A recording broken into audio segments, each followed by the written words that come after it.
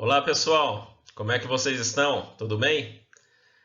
Vamos dar sequência ao nosso curso de neurologia, estudando hoje sobre as paralisias flácidas agudas. Esse é um tema importante porque veremos as principais doenças neuromusculares que vocês enfrentarão na emergência, tá? Então, mesmo se não abraçarem a especialidade de neurologia, é preciso ter esse conhecimento porque ocasionalmente, né, vocês estarão se deparando com esse tipo de quadro na emergência e poderão dessa forma fazer um bom diagnóstico e instituir o tratamento, tá? Então, paralisias flácidas agudas. Vamos ter uma ideia básica de anatomia aqui. Então vejam, deixa eu pegar uma canetinha, né? Vamos pegar aqui. Ok. Sempre a informação, quando alguém vai, por exemplo, fazer um movimento, vamos começar aqui da medula, da região anterior da medula, ó, tá vendo? Nós temos o quê? O neurônio motor inferior, ou segundo neurônio motor, ele sai com o seu prolongamento, né?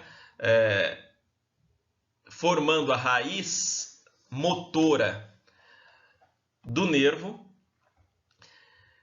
Nesse ponto aqui, quando se junta a raiz motora com a raiz sensitiva, você tem o nervo periférico. Então, daqui para frente, você tem o nervo periférico, né? E aí, finalmente, você tem a junção da terminação nervosa com o músculo. E ali nós vemos a região da placa motora, né, da fenda sináptica com a placa motora. Se você tem uma doença nessa região em vermelho aqui, nós chamamos esse tipo de lesão, né? Se você tem uma lesão, uma alteração na função no corno, né, na parte anterior da medula, nós chamamos essa lesão de neuronopatia, tá? Porque pega o corpo celular do neurônio. Se a lesão é um pouco mais abaixo, ó, veja, aqui na região da raiz nervosa, antes de formar o nervo periférico, nós temos as radiculopatias. Quando a lesão é aqui em cima, aliás, progressivamente vai afetando o nervo já formado, né? Aí sim, quando tem alteração de nervo periférico, nós temos as neuropatias. Prosseguindo esse segmento da ordem motora, quando existe lesão na região de contato entre o terminal nervoso e o músculo, nós temos aqui as doenças na placa motora, tá ok?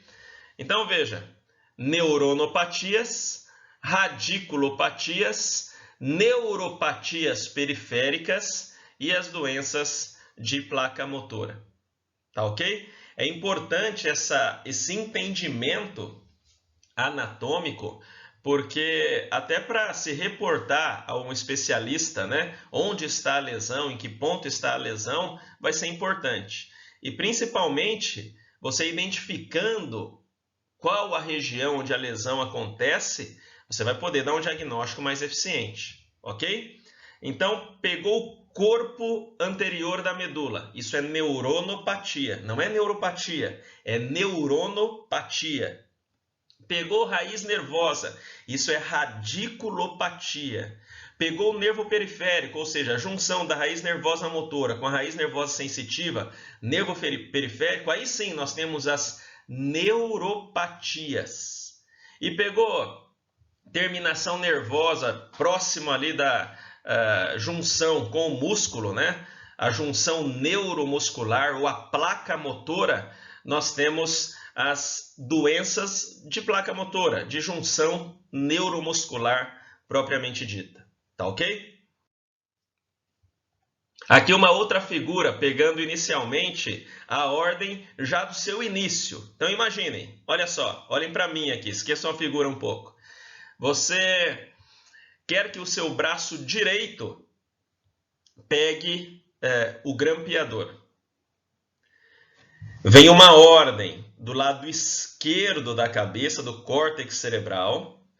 Essa ordem, esse neurônio, ele desce pela coroa radiada, passa pela cápsula interna, tronco cerebral e no bulbo ele gira, na verdade ele cruza de lado no bulbo e no corno anterior da medula faz conexão com um segundo neurônio. Então aqui nós temos um primeiro neurônio que faz conexão com um segundo neurônio. Esse segundo neurônio, então, com o seu prolongamento, chega até o músculo e você pega o grampeador, tá? A ilustração aqui, olha só, nós temos a ordem saindo do primeiro neurônio, o primeiro neurônio motor, ele emite o seu prolongamento, desce coroa radiada, cápsula interna, tronco cerebral, bem aqui na decussação da pirâmide bulbar, ele cruza de lado e ele desce então a medula do lado oposto. Na medula, ele faz conexão com um segundo neurônio motor.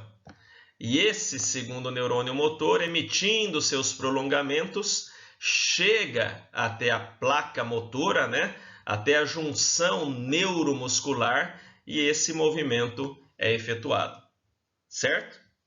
Quando existe lesão, aqui em cima, nós temos as lesões de primeiro neurônio motor. Quando nós temos a lesão na parte anterior da medula, no corpo do neurônio, da parte anterior da medula, do corno anterior da medula, nós temos a lesão de segundo neurônio motor. Quando nós temos a lesão bem aqui, na raiz nervosa, temos as radiculopatias. Mais adiante, nós temos as neuropatias. Mais adiante, nós temos as doenças de junção neuromuscular. Perfeito, pessoal? Vocês estão comigo? Pegaram bem essa alteração anatômica que pode surgir em várias doenças neuronais, neuromusculares propriamente ditas? Perfeito. Então vamos prosseguir. Esse trecho da aula é extremamente importante para o que vem adiante, ok? Então vamos definir a aula de paralisia flácida aguda. É uma manifestação clínica caracterizada por fraqueza ou paralisia, A paralisia é o termo menos elegante, vamos dizer assim, O termo mais elegante do ponto de vista neurológico seria paresia ou plegia, Mas vamos manter o termo aqui da definição. Então nós temos uma fraqueza ou paralisia, uma redução do tônus muscular associado, sem outra causa óbvia. Essa condição anormal pode ser causada por uma doença ou por um trauma que afete os nervos associados aos músculos acometidos. Então veja, existe uma gama de doenças que podem fazer uma paralisia flácida aguda. Paralisia por quê? Houve uma perda de força. Flácida por quê? Uma diminuição do tônus. E agudo por quê? Foi súbito, foi rápido. A lesão, ela geralmente é agressiva nesse caso, ok? Então essa é a definição de paralisia flácida aguda. Vamos adiante. Então vamos relembrar aqui, pessoal. Quando existe uma lesão nessa região, neuronopatia. Quando acontece a lesão no seu prolongamento, antes de formar o nervo periférico, radiculopatia. No nervo periférico, neuropatia. E na junção neuromuscular, as doenças da junção neuromuscular. Nesse primeiro momento, nós vamos estudar essa alteração aqui, tá? Então, dentro da medula, o segundo neurônio motor. Então, nós estaremos com as neuronopatias, ok? Perfeito? Então, a próxima doença, a próxima alteração, a lesão estará bem aqui, as neuronopatias. Perfeito. Vamos lembrar um pouco de exemplos de neuronopatias? Vocês lembram daquela figura anterior, onde você conheceu o primeiro neurônio motor, e aí ele faz uma conexão com o segundo neurônio motor, que seria bem nessa região aqui, onde eu estou mostrando a você, tá? Então, lesão em primeiro neurônio motor mais segundo neurônio motor, qual é a doença clássica que faz isso? Uma neuronopatia de primeiro neurônio motor e segundo neurônio motor. A esclerose lateral amiotrófica, uma grave doença neurodegenerativa com fraqueza progressiva, hiperreflexia, atrofia global, né? Uma doença inexorável e fatal. Quando a lesão é apenas do primeiro neurônio motor, sem acometimento dessa região, sem acometimento do segundo neurônio, é só o primeiro neurônio associado. Que doença nós temos? A esclerose lateral primária, lesão apenas de primeiro neurônio motor, com fraqueza, atrofia, hiperreflexia, sem sinais de lesão de segundo neurônio motor. Quando você tem um acometimento predominante, né, da musculatura orofaríngea e respiratória, com disfagia, disartria, uma disartrofonia, nós estamos diante de uma grave doença neurológica chamada paralisia bulbar progressiva, uma neuronopatia com acometimento importante da musculatura orofaríngea e respiratória, prognóstico de 6 meses a 3 anos de vida, né, após o início dos sintomas. Quando existe a lesão do segundo neurônio motor apenas, aí nós estamos diante de uma rara doença chamada atrofia muscular progressiva. Geralmente é uma doença que também traz fraqueza, atrofia, porém ao invés de hiperreflexia, nós vamos ter hiporreflexia. Vamos ter fasciculação.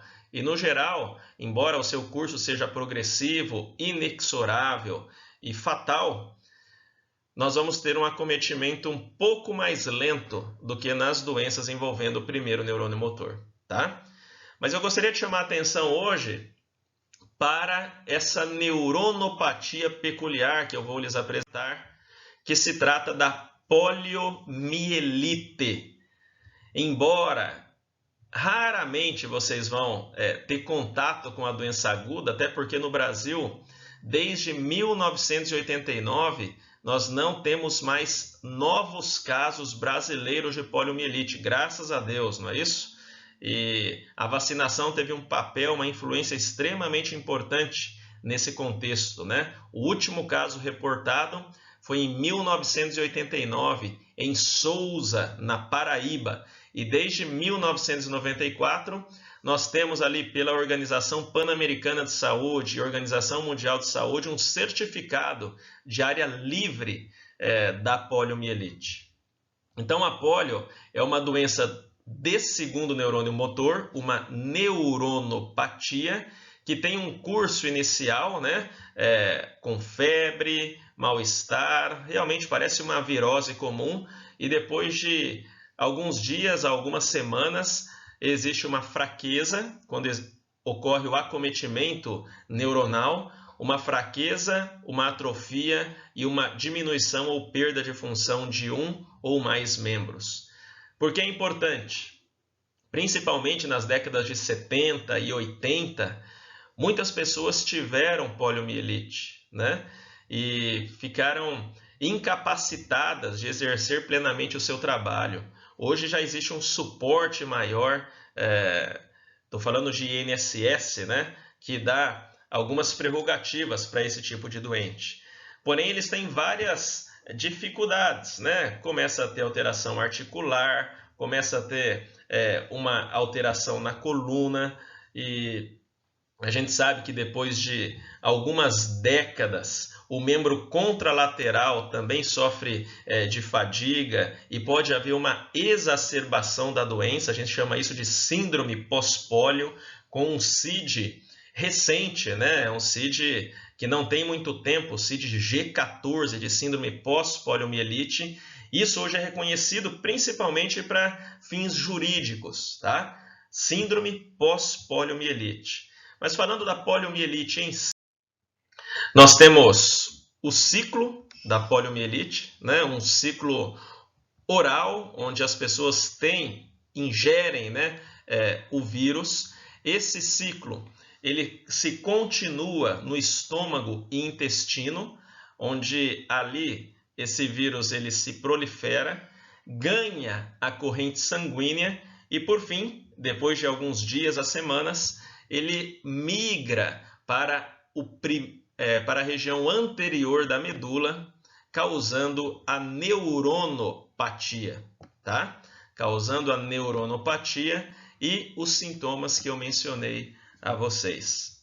Então você tem uma forma pré-paralítica, que os sintomas eles são parecidos com uma gripe comum ou com um quadro viral, e a forma paralítica, onde há a colonização e consequente lesão do neurônio motor anterior e consequente atrofia, fraqueza e alteração de tônus e reflexos, tá bom? Poliomielite, uma pincelada para que vocês saibam da sua importância, não somente clínica, mas também jurídica hoje em dia, tá bom? Esse aqui é um dado interessante, ó. Vocês vão ver aqui que em 1989, né, é que o Brasil ele registrou o seu último caso de poliomielite dentro do país, né? E desde 94 nós estamos livres, né? Aliás, nós recebemos o certificado de área livre de poliomielite.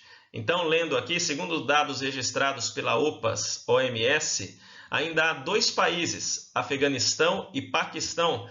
Ainda tem a Nigéria, tá, pessoal? Embora não esteja colocado aí, mas a Nigéria também tem circulação endêmica do poliovírus selvagem.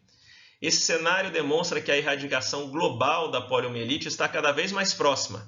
No entanto, a preocupação quanto à ocorrência da importação do poliovírus selvagem ou dos casos de poliomielite por vírus derivado da vacina, devido à extensão territorial com livre acesso de estrangeiros no Brasil, bem como em áreas com baixa cobertura vacinal. Então, esse é um dos motivos que nós temos para notificação compulsória de toda e qualquer paralisia flácida aguda, pelo risco da poliomielite. O Brasil tem no seu calendário vacinal o esquema da vacina contra a polio, né? As primeiras doses, nós temos a vacina inativada, são extratos, né, de antígenos do vírus da poliomielite. Antes nós tínhamos a vacina oral, que era um vírus vivo, mas atenuado.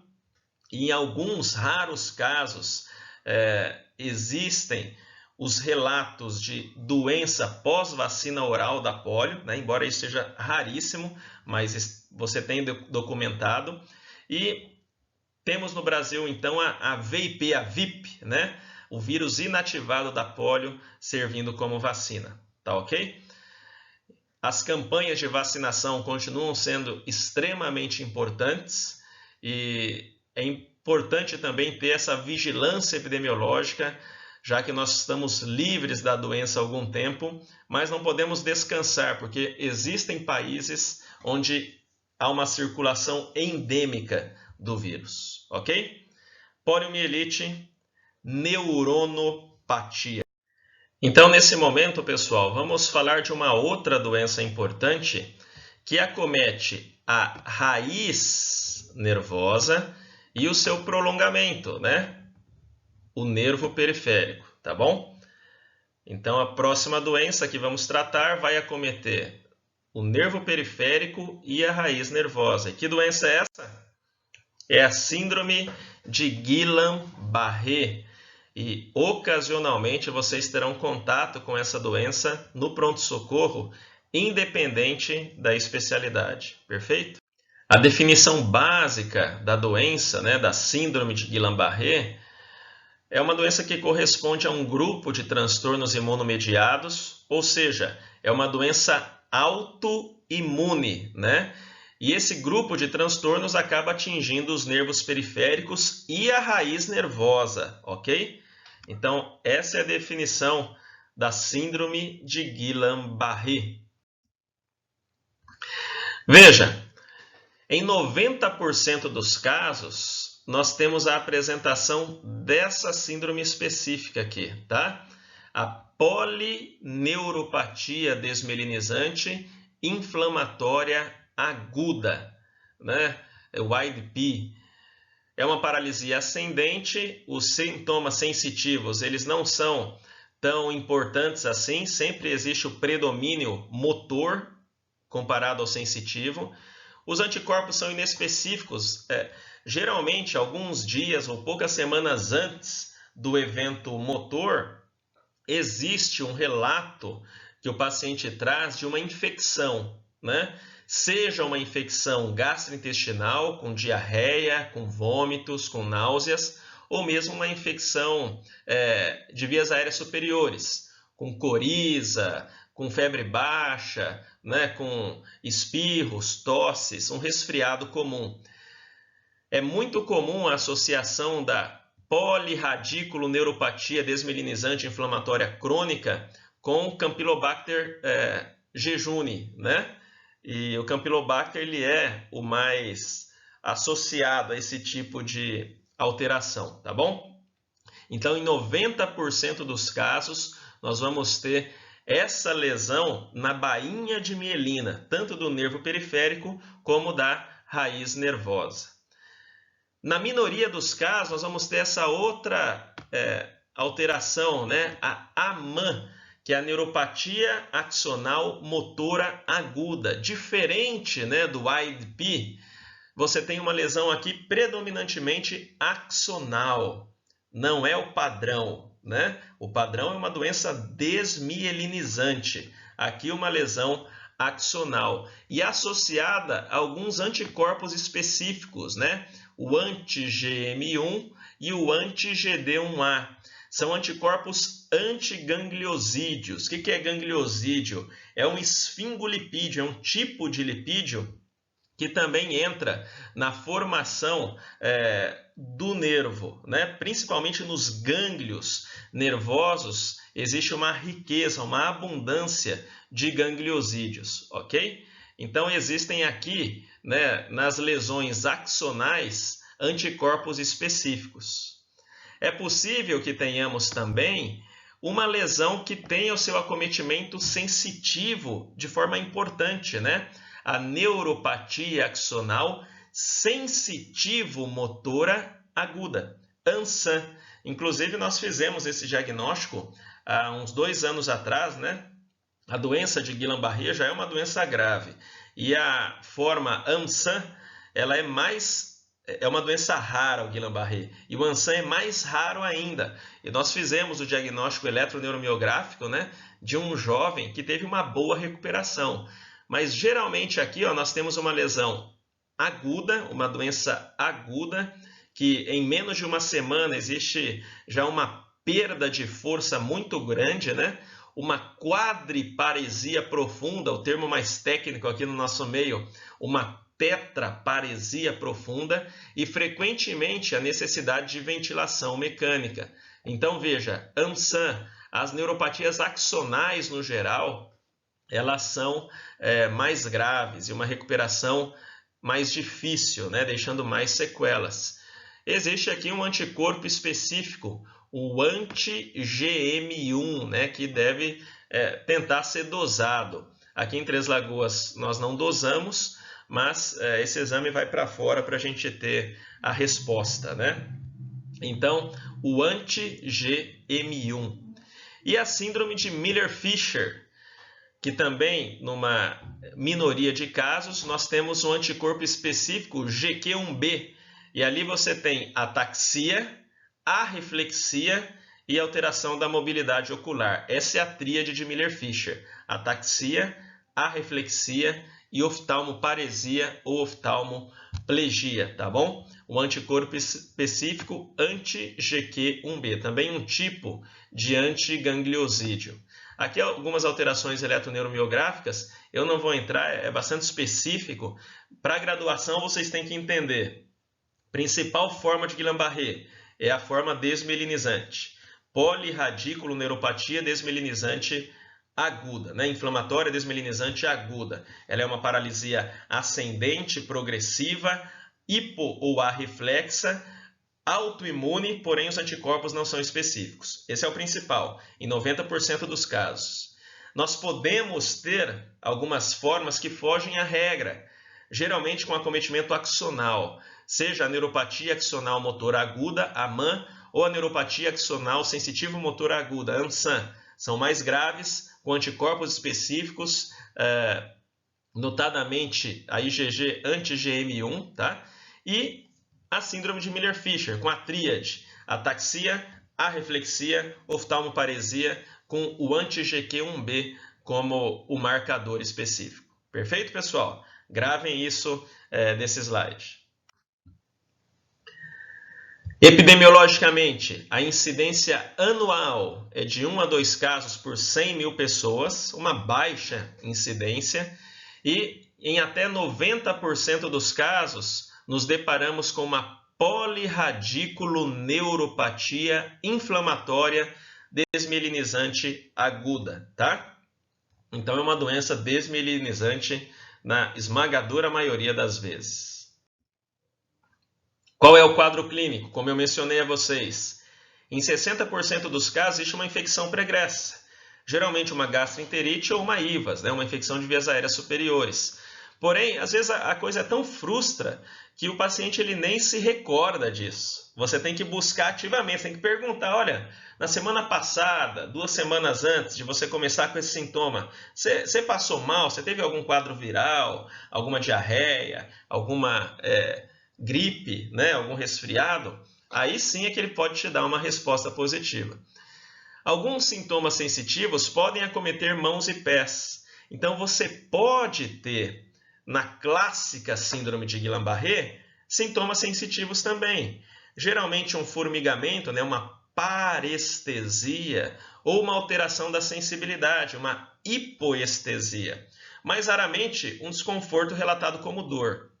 Porém, você não terá a predominância dos sintomas sensitivos sobre os motores. Se existe a predominância dos sintomas sensitivos sobre os motores, aí você repensa o diagnóstico, tá? A doença ela é predominantemente motora, traz uma fraqueza.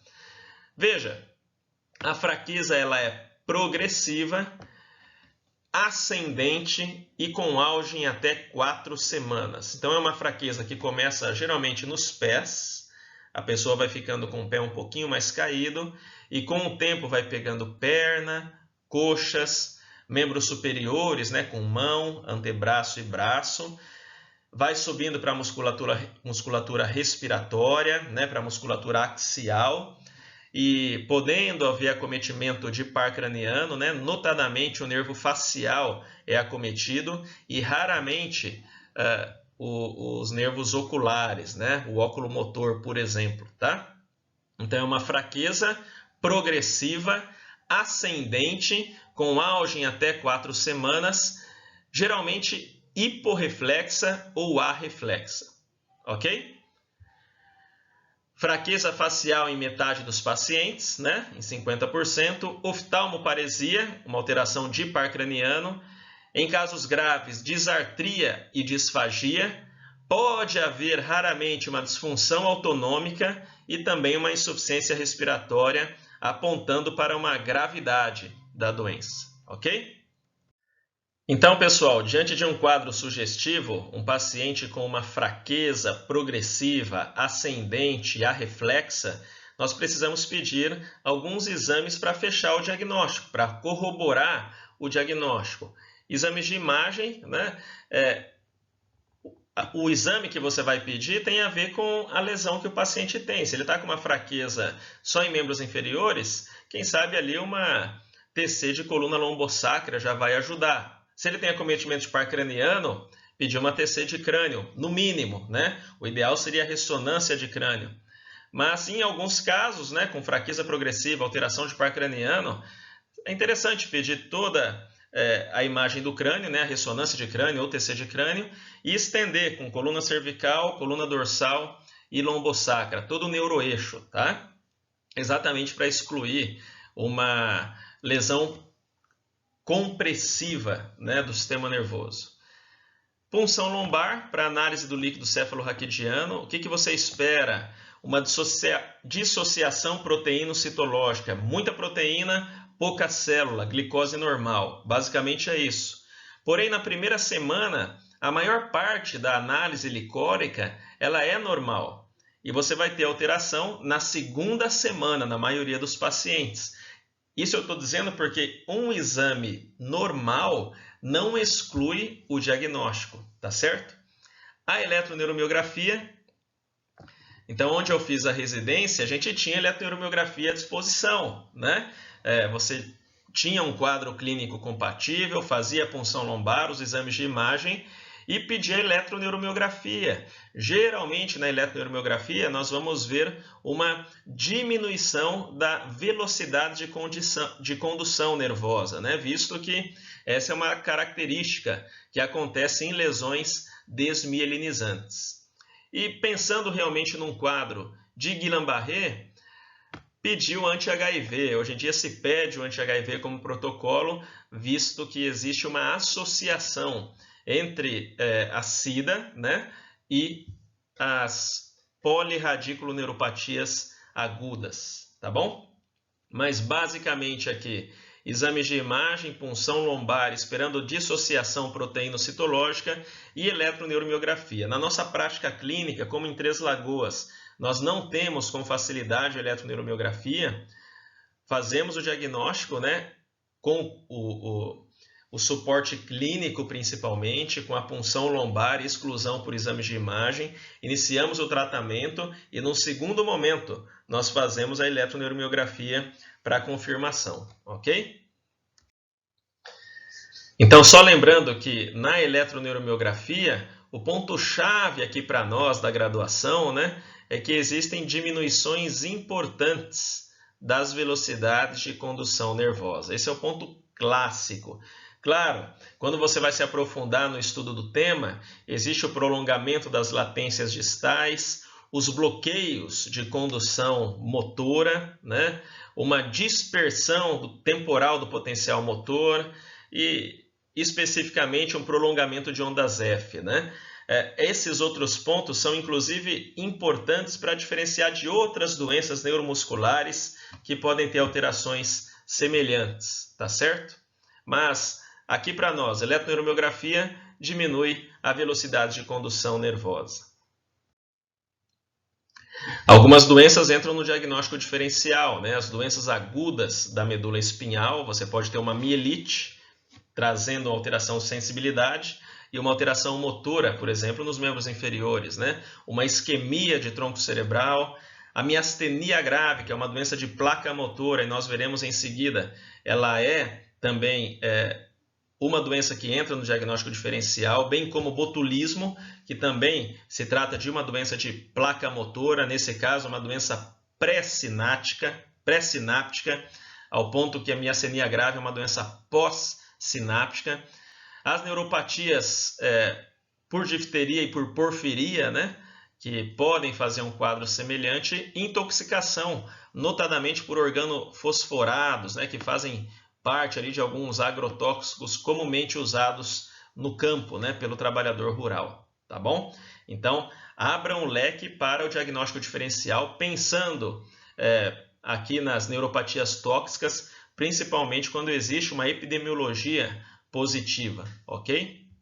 E da mesma forma o botulismo, né, com uma epidemiologia positiva. E qual o tratamento da doença, né, da fase aguda da doença? Imunoglobulina intravenosa na dose de 2 gramas por quilo de peso, dividido geralmente em 5 dias, ou a plasmaférese, né? Você vê aqui um aparelho de plasmaférese na figura, parecido com um aparelho de diálise, e aqui embaixo nós vemos a troca do plasma, tá vendo? Esse amarelo né, é o plasma sendo trocado. Ora, nós sabemos que a síndrome de Guillain-Barré é uma doença autoimune e que esses anticorpos, né, essas proteínas, elas estão circulantes no plasma. E a plasmaférese serve para retirar esses anticorpos do organismo. E aí você vai fazer a reposição, classicamente você faz a reposição com albumina, né?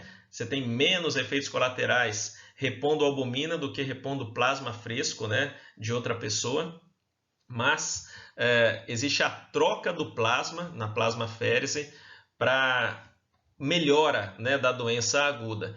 No nosso meio, nós usamos muito mais a imunoglobulina intravenosa, né? Nós temos um pequeno estoque que dá para uma pessoa de imunoglobulina. Em caso de Guillain-Barré, nós não precisamos transferir esse paciente. Nós tratamos aqui e, graças a Deus, os pacientes que nós tivemos com Guillain-Barré sempre tiveram uma boa resposta, tá? Então, a imunoglobulina intravenosa, qual que é a lógica? É você bloquear o autoanticorpo, né? A imunoglobulina é um anticorpo que bloqueia o autoanticorpo de forma que o paciente consiga ter uma melhora sintomática, certo? Na minha residência em Santa Catarina, eu fiz neurologia em Santa Catarina e fiz neuromuscular em São Paulo, na Escola Paulista. Em Santa Catarina, na época em que eu fiz a residência lá, nós tínhamos um serviço de hematologia com muita facilidade para plasmaférese. Então, escolhíamos até a plasmaférese pela facilidade do serviço em detrimento da imunoglobulina.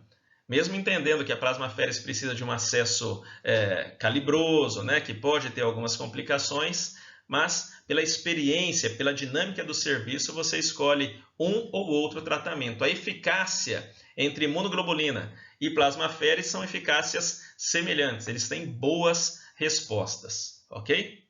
Então, síndrome de Guillain-Barré, tratamento imunoglobulina, plasmaférese. Sobre prognóstico, existe uma estabilização dos sintomas em 2 a 4 semanas, mais para 4 semanas do que para 2 semanas, tá bom, pessoal? Até 1/4 pode exigir ventilação mecânica, por isso é uma doença traiçoeira e nós precisamos ficar bastante atentos.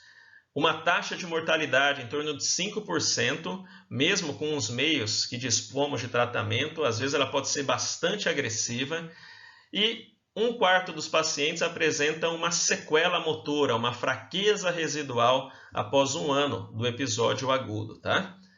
Certo? Os fatores de mau prognóstico são idade avançada, necessidade de ventilação mecânica, uma evolução menor que 7 dias, né? Principalmente quando ocorre essa lesão axonal. Por quê? Evolução menor que 7 dias é uma doença rapidamente progressiva. Então, obviamente, o prognóstico é pior, né? Já que ela é mais agressiva que a clássica síndrome onde você encontra o seu ápice em 4 semanas. Aqui, o ápice está em 7 dias. Então, é óbvio que o prognóstico ele é pior. Então, esses são fatores que nos devem ligar o alerta. Você precisa ter o suporte de UTI para te ajudar a salvar esse doente, ok? Então aí está apresentada a vocês a polirradiculoneuropatia desmielinizante, na maior parte das vezes, inflamatória aguda, síndrome de Guillain-Barré. Já vimos um caso de neuronopatia aqui, né, que é a poliomielite. Já vimos a lesão de raiz nervosa mais nervo periférico, que são as radiculopolineuropatias, classicamente a síndrome de Guillain-Barré. E agora nós vamos falar do prolongamento nervoso, né, do terminal nervoso associado ao músculo. Então, as doenças da junção neuromuscular. E a partir de agora estaremos falando sobre a principal doença de junção neuromuscular aqui, cujo nome é miastenia gravis.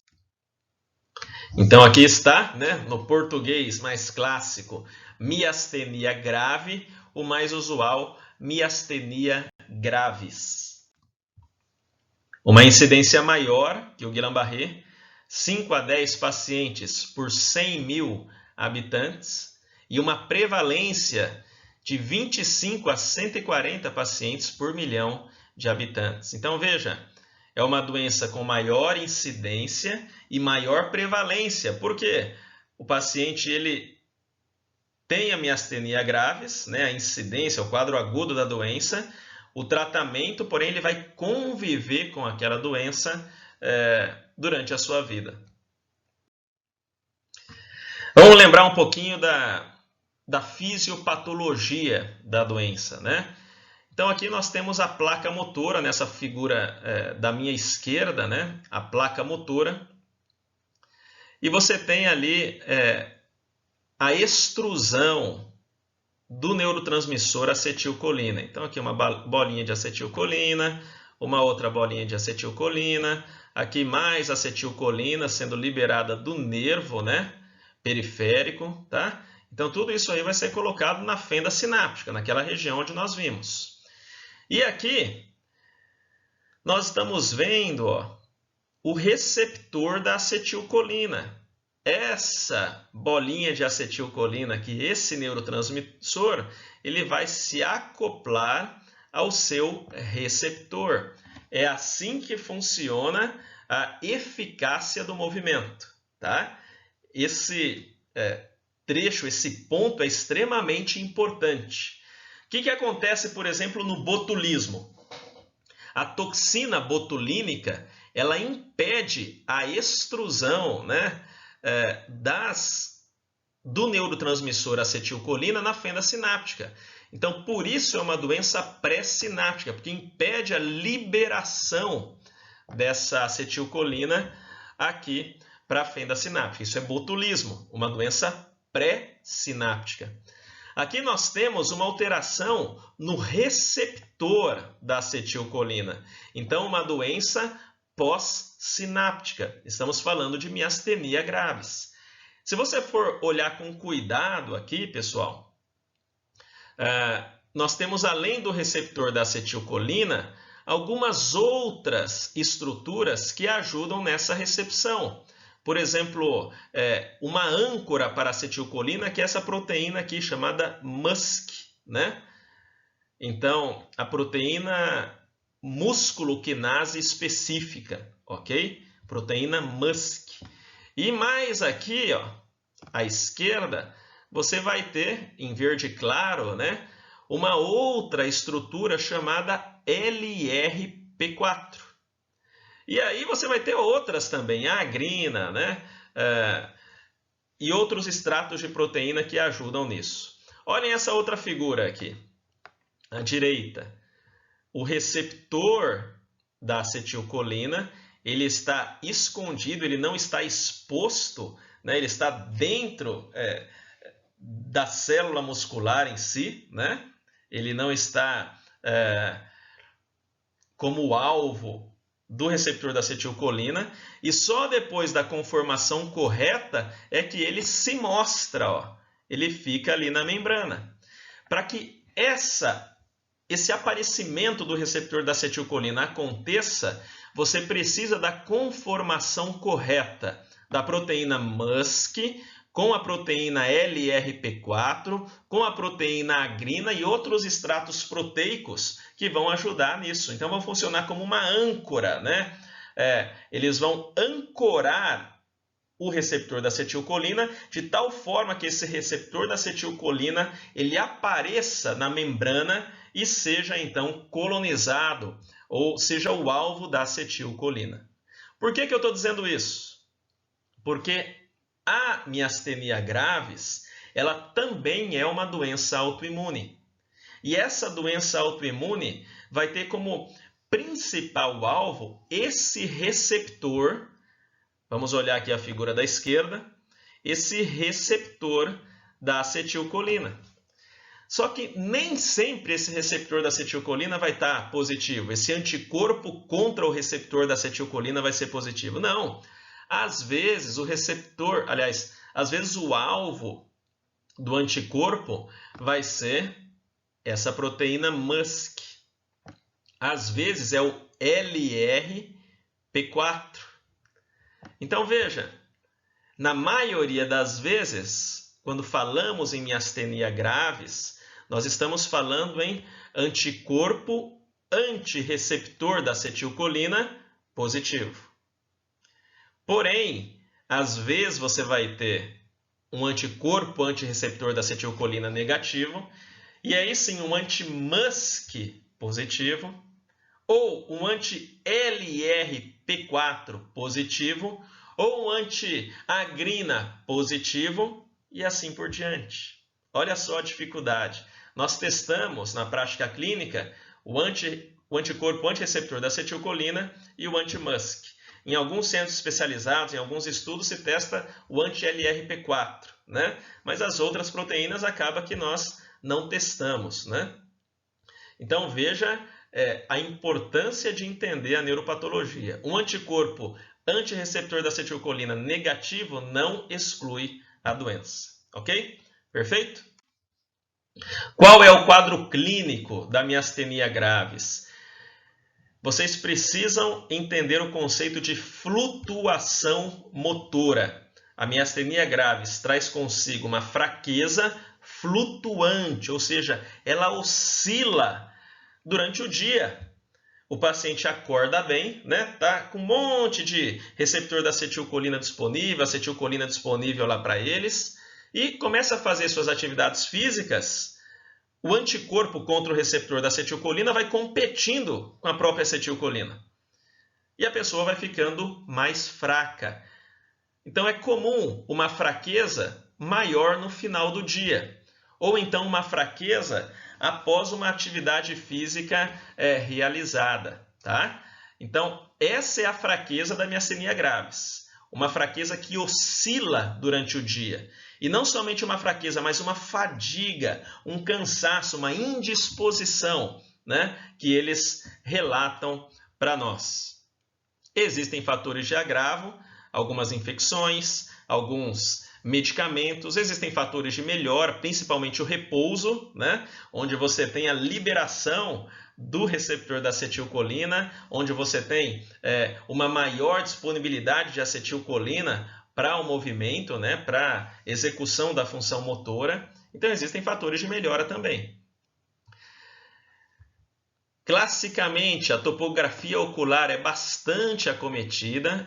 Em alguns pacientes, apenas o sintoma será ocular, uma discreta ptose palpebral, né, com flutuação motora, depois de atividades físicas ou depois no final do dia.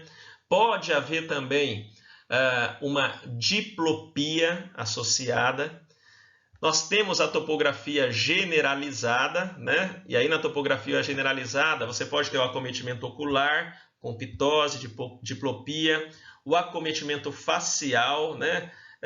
Frequentemente aqui uma diparesia facial, os dois lados do rosto com fraqueza, né?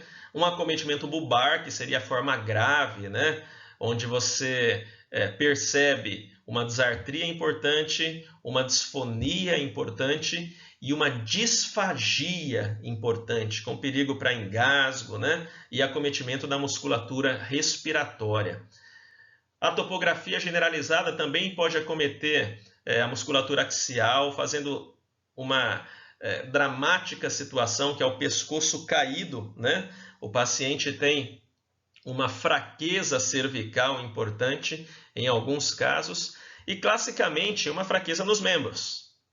Membros superiores, notadamente, e membros inferiores também, tá? Então, o quadro clínico basicamente é esse: uma fraqueza flutuante, com fatores de agravo, com fatores de melhora, com a topografia ocular marcadamente lesada aí, né? A topografia ocular geralmente vem com alteração, e também prestar atenção para a topografia facial, com diparesia facial, bulbar. Isso aí deve levantar o alerta com necessidade de intubação orotraqueal em alguns casos, né? Disartrofonia, disfagia e acometimento respiratório.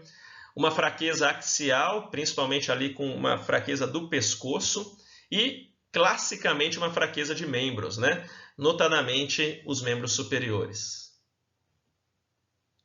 Então, aqui nós vemos uma alteração ocular, né? Uma ptose palpebral do olho direito, né? Desse menino.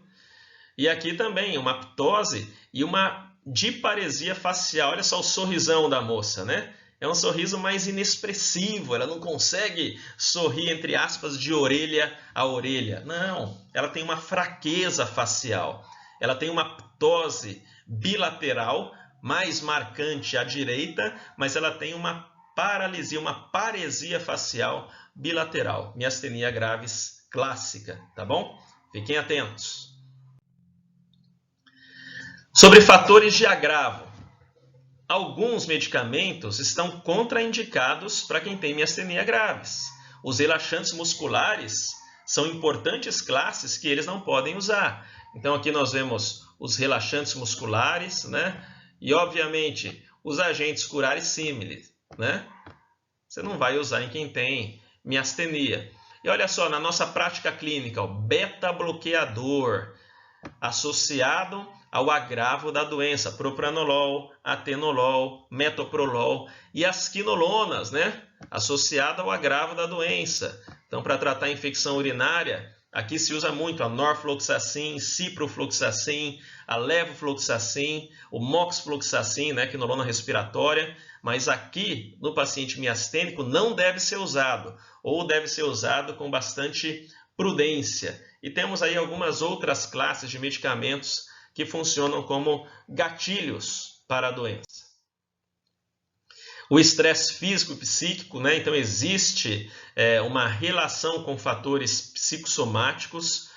As infecções podem ser o gatilho também para o agravamento da crise miastênica, a disfunção tireoidiana e olha só, a inadequação entre atividades de vida diária e a miastenia graves. Às vezes é a pessoa que tem miastenia, mas ela quer frequentar a academia igual alguém sem miastenia. Então ela vai ter problema. É muita atividade de vida diária e para pouca reserva, né? Então o paciente miastênico ele tem que saber dosar as suas atividades diárias.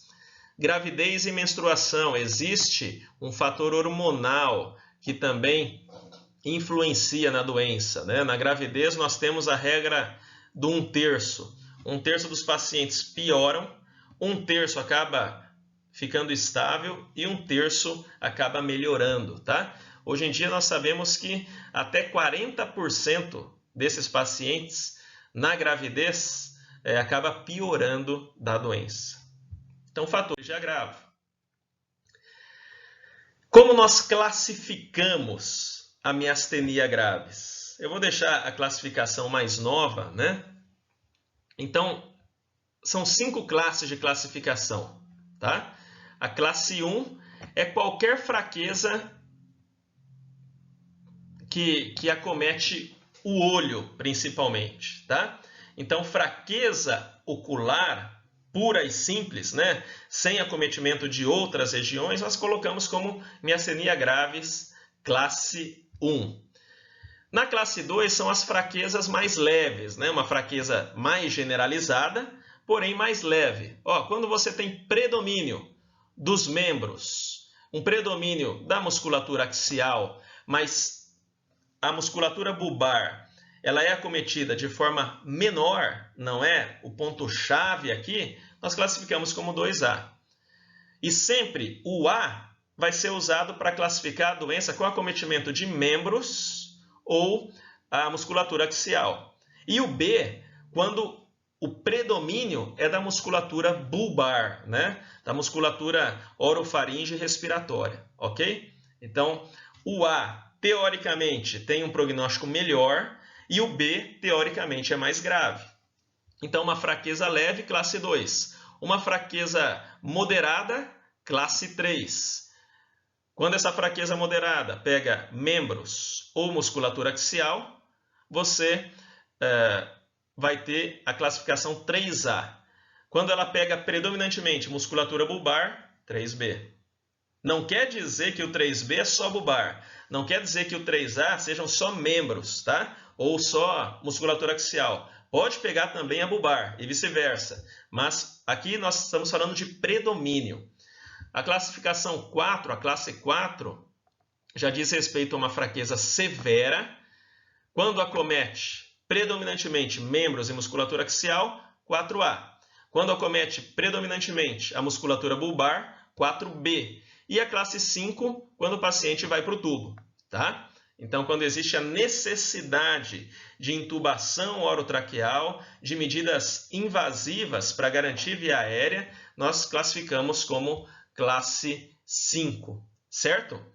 Então, essa é uma classificação didática que nós colocamos ali. Classe 1, somente ocular. Classe 2, uma fraqueza leve. Classe 3, moderada. Classe 4, uma severa fraqueza. E a classe 5, com necessidade de intubação orotraqueal. Nós podemos classificar a miastenia graves como, quanto à idade também, né? A miastenia graves transitória, né? Miastenia graves neonatal, a juvenil, a de adulto jovem e a de adulto maior que 50 anos. Então, veja, quando falamos em miastenia grave neonatal, você tem um acometimento de até 20% das crianças, né, dos neonatos de mães miastênicas. Não existe uma relação com a gravidade da miastenia, tá? Então, mesmo pacientes com uma miastenia mais branda podem ter filhos com miastenia graves neonatal transitória. Na grande maioria das vezes, os sinais clínicos eles vão desde o nascimento e duram ali 3 ou 4 dias, 72 a 96 horas. A remissão completa pode durar até algumas semanas, tá? 3, 4 semanas. Qual que é o quadro clínico na miastenia graves neonatal?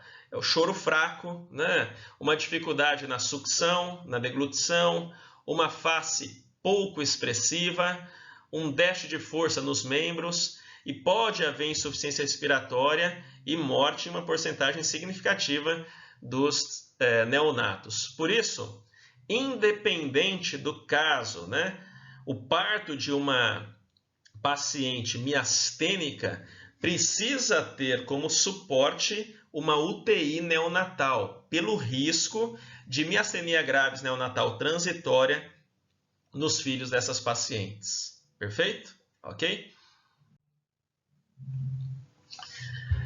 Lembrando da miastenia grave juvenil, você tem algumas alterações ali, algumas controvérsias na literatura, né? Existem autores que defendem que a miastenia grave juvenil, ela geralmente ocorre depois do primeiro ano de vida até os 18 anos.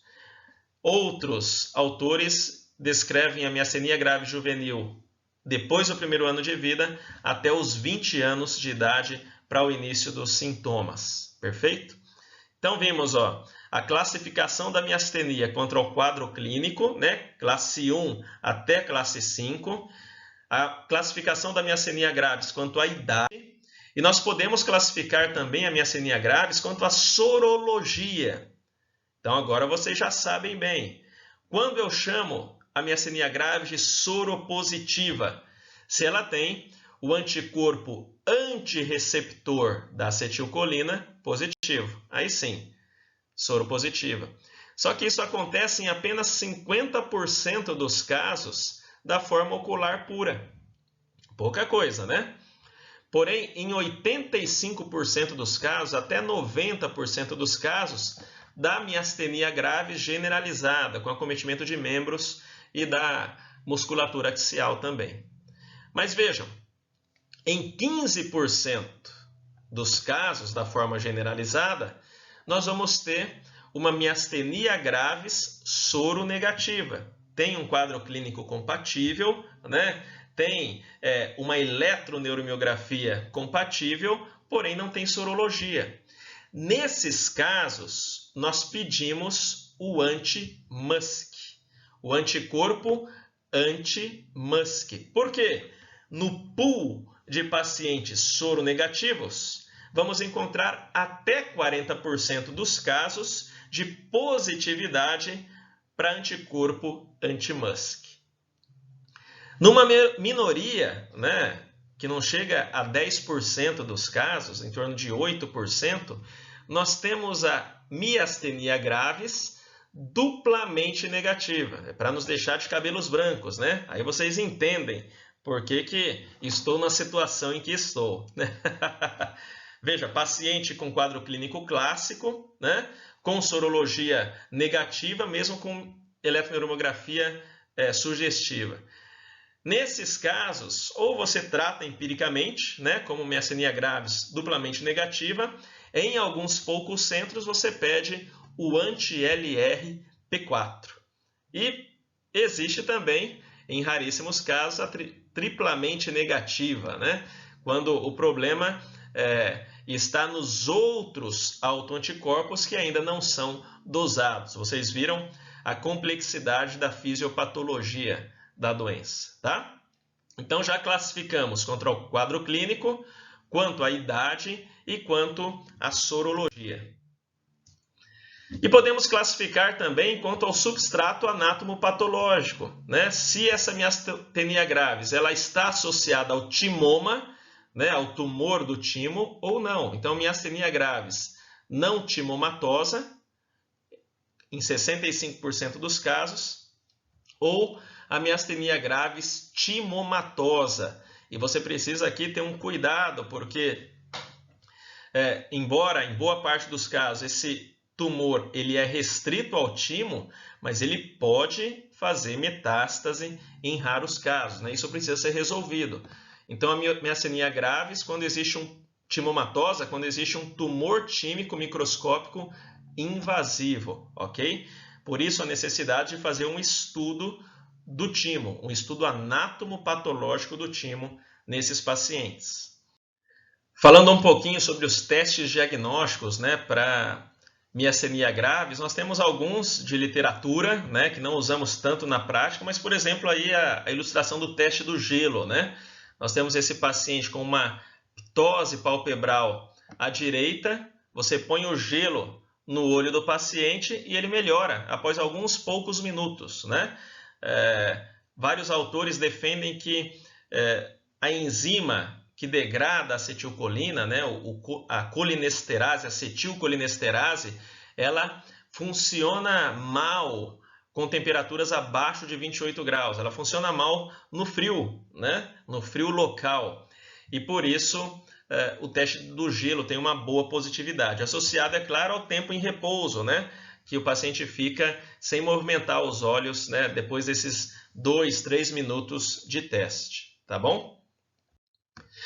Pode-se usar a prostigmina e o hidrofônio, são anticolinesterásicos endovenosos, porém na prática atual se usa pouco isso, né? Eu não uso, você precisa fazer no ambiente hospitalar, pelos efeitos colaterais mesmo, né? Uma bradicardia, uma hipotensão, é necessário ter à sua mão a atropina, né? Se houver uma bradicardia significativa, fazer a injeção de atropina, então isso pode trazer alguns riscos ao paciente. Na prática, nós usamos o anticolinesterásico por via oral, né? O Mestinon, a piridostigmina. Usa para o paciente, depois de 40 minutos a 1 hora, reavalia esse doente e verifica se o sintoma evoluiu com melhora ou não. Se evoluiu com melhora, ora, esse paciente tem tudo para realmente ter miastenia gravis, inclusive com teste terapêutico positivo, tá? Usamos a eletroneuromiografia e aqui nós fazemos algo interessante, ó, a estimulação nervosa repetitiva. Então você vai estimular aquele grupo de fibras musculares e o que você espera? Um decréscimo, né, no potencial de ação motora composto, tá? Um decréscimo de 10% nesse potencial de ação, ele é positivo para miastenia gravis. Porém, não é um exame tão sensível assim. Veja, na forma ocular, nas formas leves, nós temos ali 35%, né, de positividade. Na forma generalizada, uma variação entre 35%, 37% até 60%.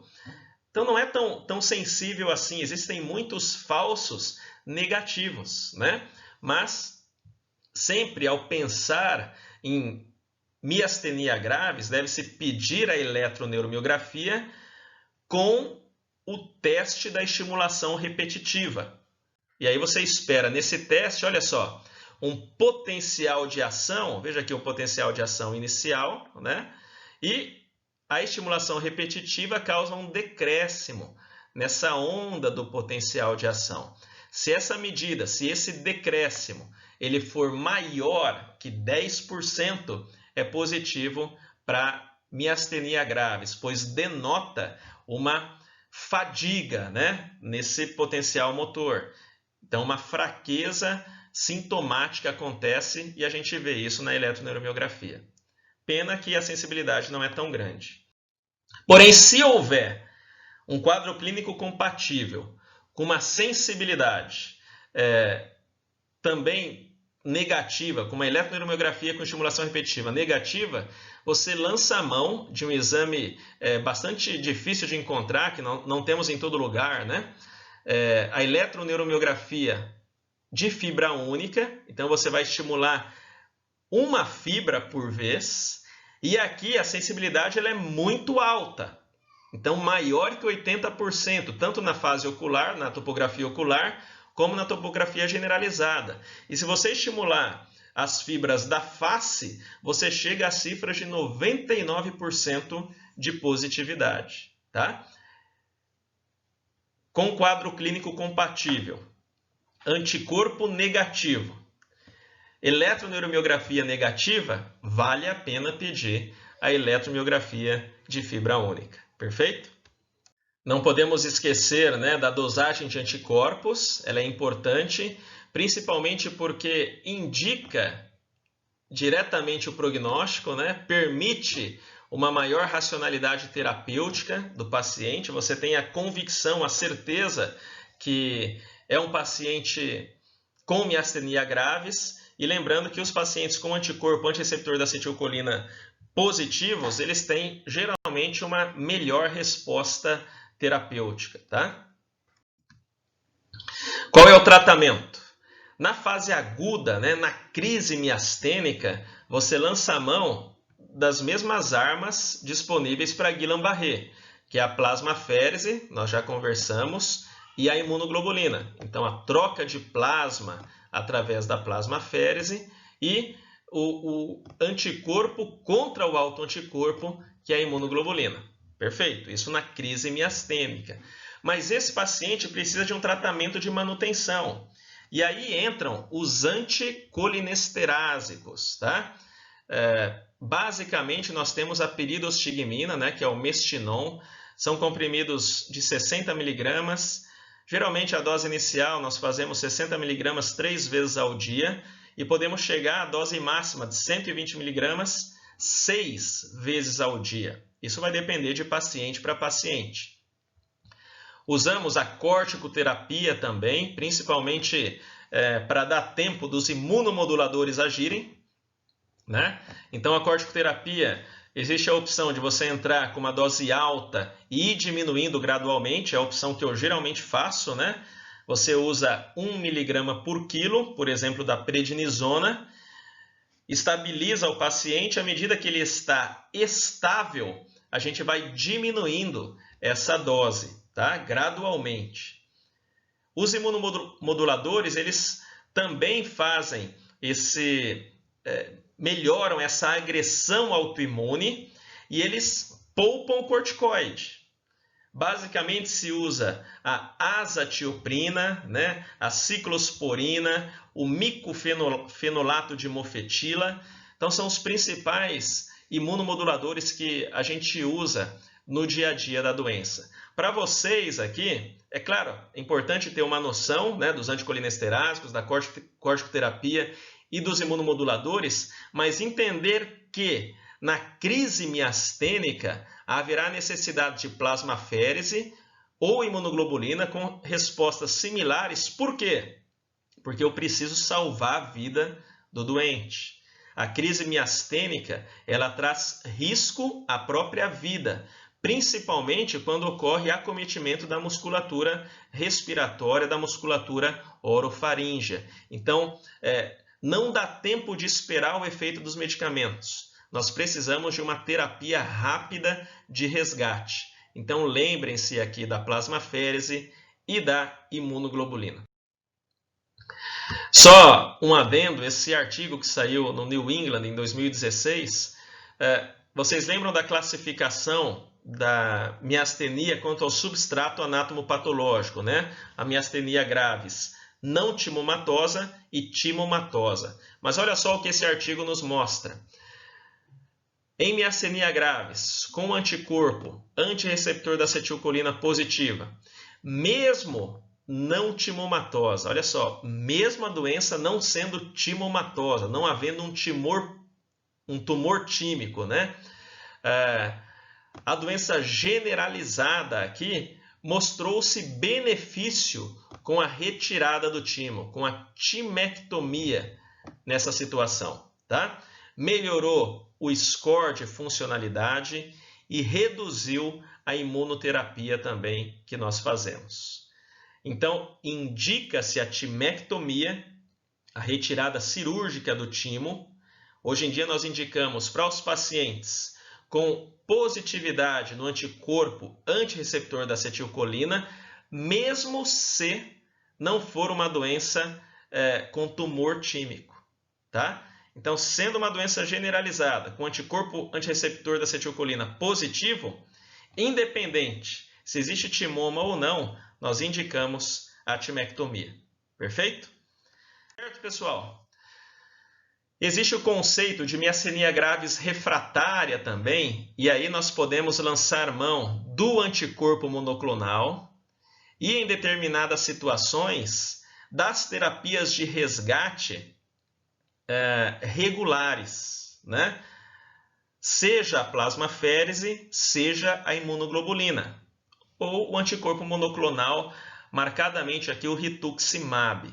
Quando você define miastenia gravis da forma refratária, sua forma refratária, quando existe recidiva, né, uma recidiva importante quando você reduz a imunoterapia, quando mesmo com todo o arsenal que nós temos, você não consegue controlar clinicamente essa miastenia gravis, ou quando existem efeitos colaterais muito importantes no tratamento da miastenia gravis, tá? Efeitos colaterais graves da imunoterapia por pelo menos 12 meses. Aí você considera uma miastenia gravis refratária e lança a mão do anticorpo monoclonal, o rituximab, que pode ter uma boa resposta, tá? Que é uma boa esperança para esses pacientes. Perfeito?